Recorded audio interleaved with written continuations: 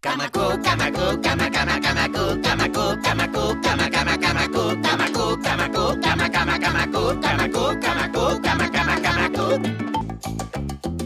veritat és que no recorde cap moment sense un TVO a les mans. El primer còmic que vaig llegir i durant molt de temps va ser el Rin Tin Tin. Degué de ser el TVO o el Pulgarcito o els dos alhora.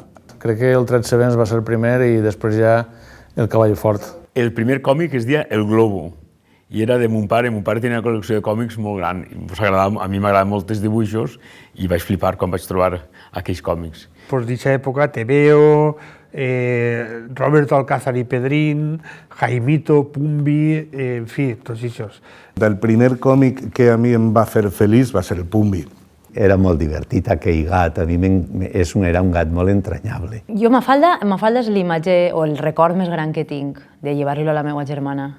Sí que el primer còmic meu i que vaig triar, vaig escollir per a comprar-me i vaig llegir va ser Astèrix i Cleopatra. Recordo així Astèrix i Obèlix o els de Tintín. El Capitán Trueno i Tintín, d'això me'n recorde prou bé.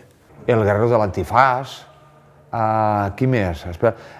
Mira, sí que me'n recorde, sí. Mortadelo i Filemón. Possiblement un Mortadelo i Filemón. El meu iaio sempre comprava, el diumenge pel matí anava al quiosc i comprava el Mortadelo, el Zipizapa i el Lili. Llibres enormes, és de veres. Humor, superhumor. Superhumor. Sí. I el 13 Rue del Percebe també m'agradava molt la vinyeta eixa.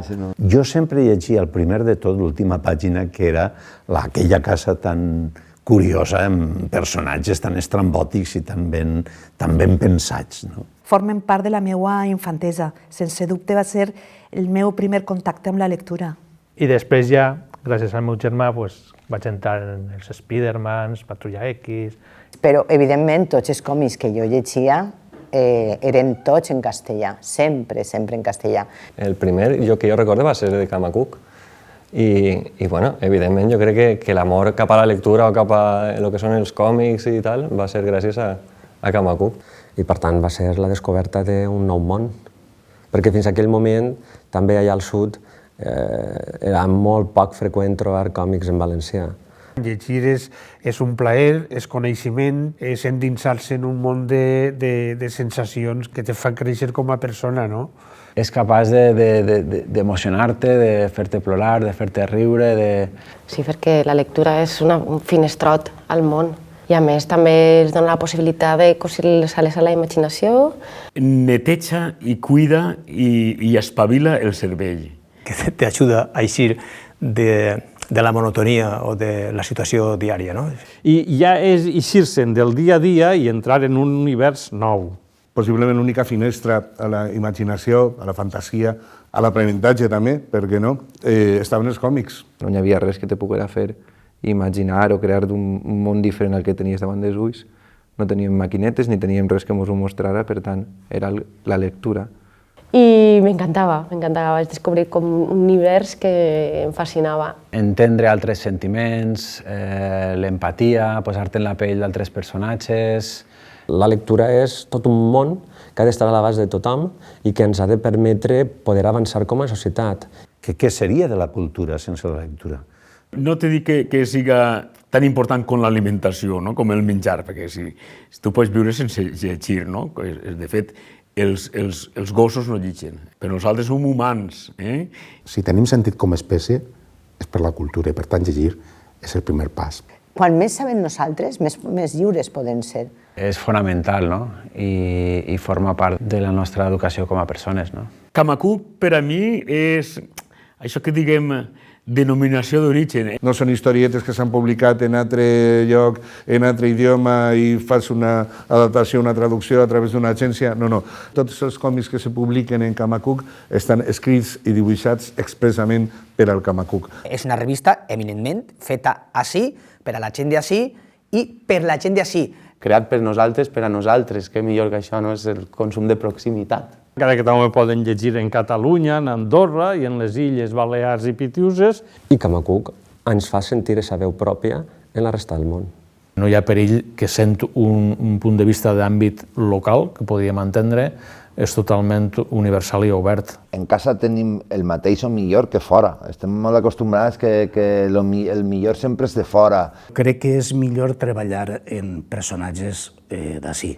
És més fàcil empatitzar, no?, en els nanos, perquè som del mateix lloc, tenim la mateixa manera de fer, o coneixem les mateixes coses, no? Llavors és una manera més fàcil de connectar. I no és precís posar l'estació de tren de Pittsburgh, perquè no sé què tindrà l'estació de tren de Pittsburgh que no puga tindre la de Sollana. El lector que vol accedir a contingut en valencià sap que ahí ho té, però també per al creador sap que ahí té un escaparat on poden tindre eixida els seus treballs.